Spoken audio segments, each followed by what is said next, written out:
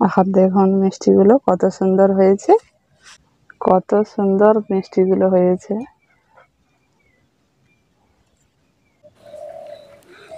নমস্কার বন্ধুরা, আজ বন্ধুরা আমি ঘরে থাকা কাঁচা চাল নিয়েছি, আর এই কাঁচা চাল দিয়ে আজকে আমি দারুণ স্বাদের একটা মিষ্টি বানিয়ে দেখাবো।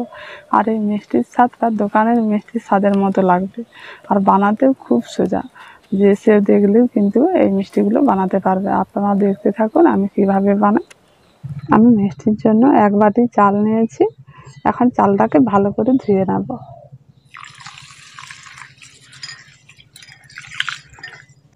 এই জলের মধ্যে যতক্ষণ না এই সাদা ভাবটা যায় ততক্ষণ পর্যন্ত জল দিয়ে ভালো করে ধুয়ে নিতে হবে চালটাকে। দেখুন কেমন জলটা সাদা হয়ে গেছে। এই জলটা ফেলে দিয়ে আবার কিন্তু একবার জল দিয়ে ধুয়ে নিতে হবে। আবার জল দিয়ে দিচ্ছি।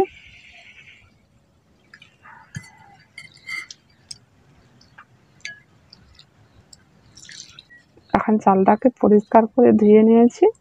এই জলের মধ্যে আর সাদা ভাব একটুও কিন্তু নেই। দেখুন, এবার আমি চালটাকে এখন ছেঁকে নেব।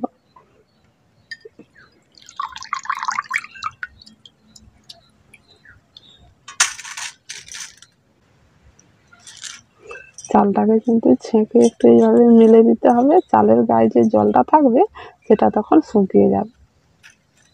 বন্ধুরা, এখানে আমি চিনে বাদাম নিয়েছি।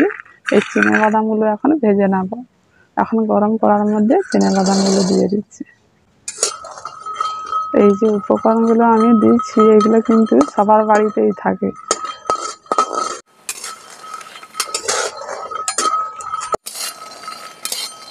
এই যে উপকরণগুলো দিয়ে খুব সুন্দর মিষ্টি তৈরি হয়ে যাবে। বাদামগুলো একটু নাড়াচাড়া করে ভেজে নিয়েছি। খুব বেশি বাদামগুলোকে লাল করার দরকার নেই, শুধু খোসাটা ছেড়ে গেলেই হবে।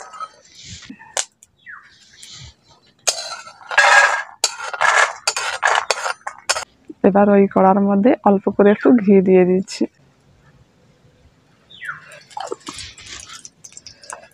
ধুয়ে রাখা চালটা দিয়ে দিচ্ছি।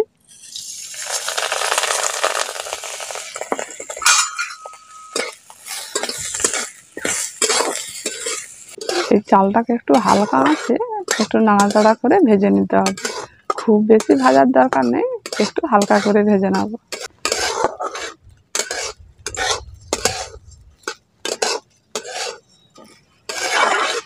এমনভাবে ভাজতে হবে চালটা যাতে না পুড়ে যায়, সেই রকমভাবে ভাজতে হবে।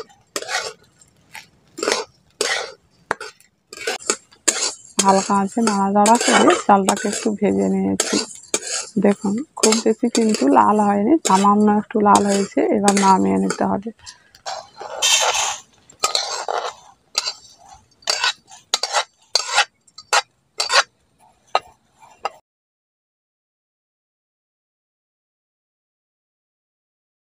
এখন চালটা ঠান্ডা হয়ে গেছে। এবার আমি শিলনোড়ার মধ্যে দিয়ে ভালো করে গুঁড়ো করে নেব। অল্প অল্প করে দিয়ে দিচ্ছি। বাড়িতে যদি মিক্সচার থাকে মিক্সচারে গুঁড়ো করে।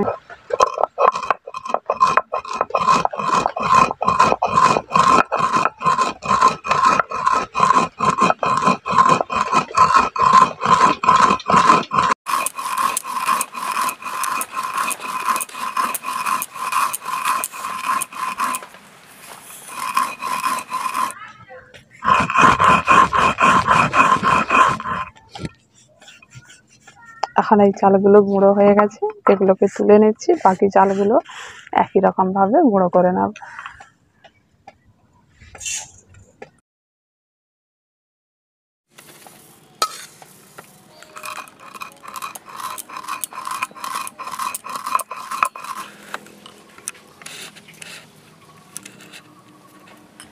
এবার বাদামের খোসাগুলো ছাড়িয়ে নিয়েছি। এবার বাদামগুলোকে গুঁড়ো করে নিচ্ছি।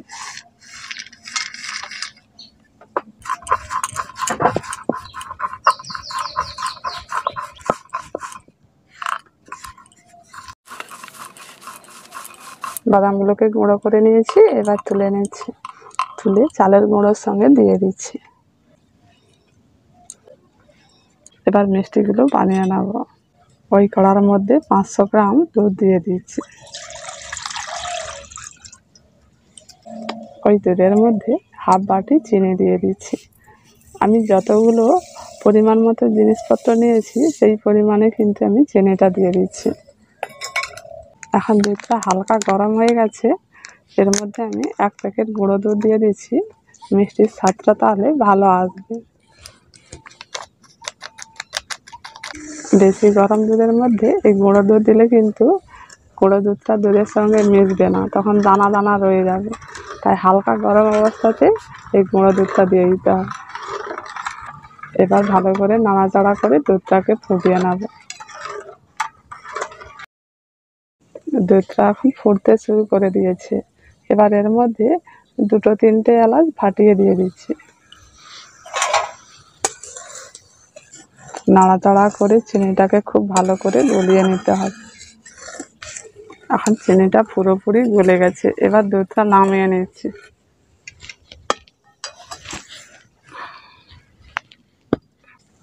মিষ্টির কালারটা ভালো আনার জন্য একটু ক্যারামেল করে নিচ্ছি। কড়ার মধ্যে অল্প করে একটু চিনি দিয়ে দিচ্ছি।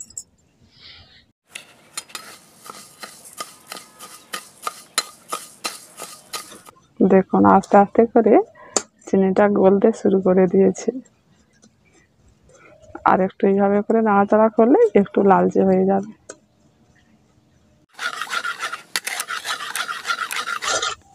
এখন দেখুন একটু লালচে হয়ে গেছে। বেশি লাল করলে কিন্তু তেতো হয়ে যাবে, বেশি লাল করার দরকার নেই, এইরকম লাল হলে হয়ে যাবে। সামান্য একটু দুধ দিয়ে দিচ্ছি, কালারটা আরও একটু ভালো হবে।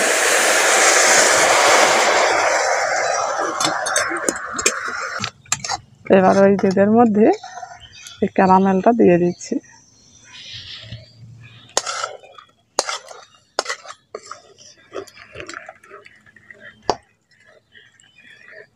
দেখুন কত সুন্দর কালারটা এসে গেছে।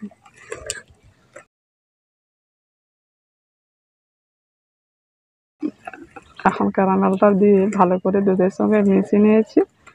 এবার এর মধ্যে অল্প অল্প করে বাদাম আর চালের গুঁড়োটা দিয়ে দিচ্ছি। অল্প অল্প করে দিয়ে মেশাতে থাকতে হবে, তাহলে দানা ভাব থাকবে না।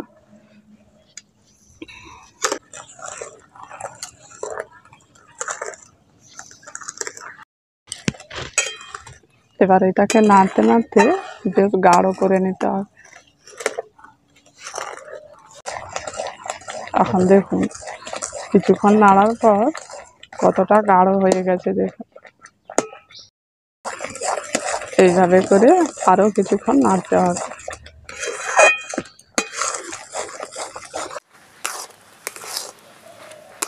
এইভাবে করে সবসময় নাড়াচাড়া করতে হবে, নাহলে কড়ার নিচে লেগে যেতে পারে।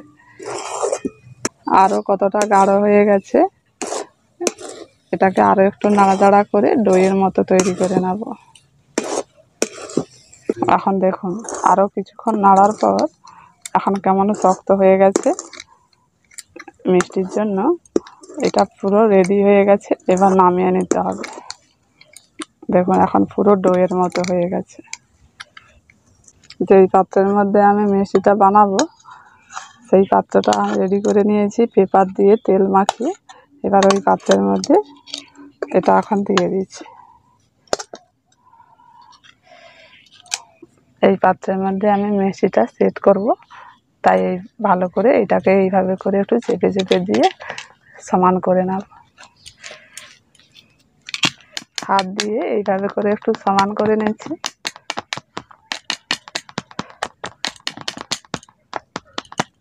এটা একটু ঠান্ডা করে নেব। ঠান্ডা করার পর 40 থেকে 50 মিনিটের মতো ফ্রিজে রেখে দিতে হবে। এখন 1 ঘন্টা পর এই মিষ্টিগুলো বের করে নিয়ে এসেছি ফ্রিজ থেকে। কেমন হয়েছে দেখুন, কত সুন্দর শক্ত হয়ে গেছে। এবার আমি এটাকে প্লেটের মধ্যে উল্টে দিচ্ছি।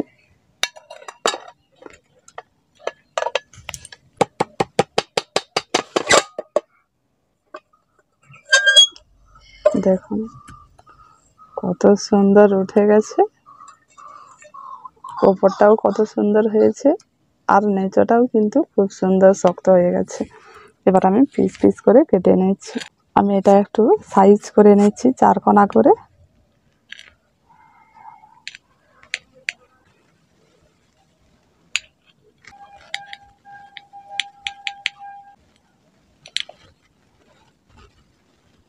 এবার লম্বা লম্বা করে আমি 4 কোনা করে কেটে নেব।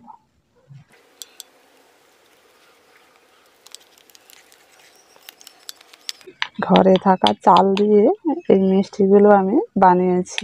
কত সুন্দর হয়েছে দেখুন।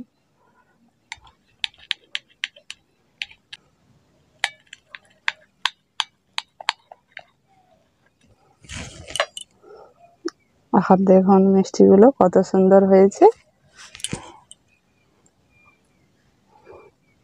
কত সুন্দর মিষ্টিগুলো হয়েছে।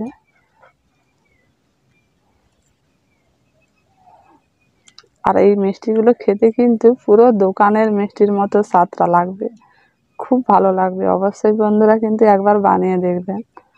বন্ধুরা এভাবে করে ঘরে থাকা কাঁচা চাল দিয়ে মিষ্টি বানিয়ে দেখবেন, খুব ভালো লাগবে খেতে। আর অবশ্যই কিন্তু বানাবেন। কেমন লেগেছে কমেন্ট করে জানাবেন। সবাই ভালো থাকুন, সুস্থ থাকুন। আজকের মতো এইটুকু।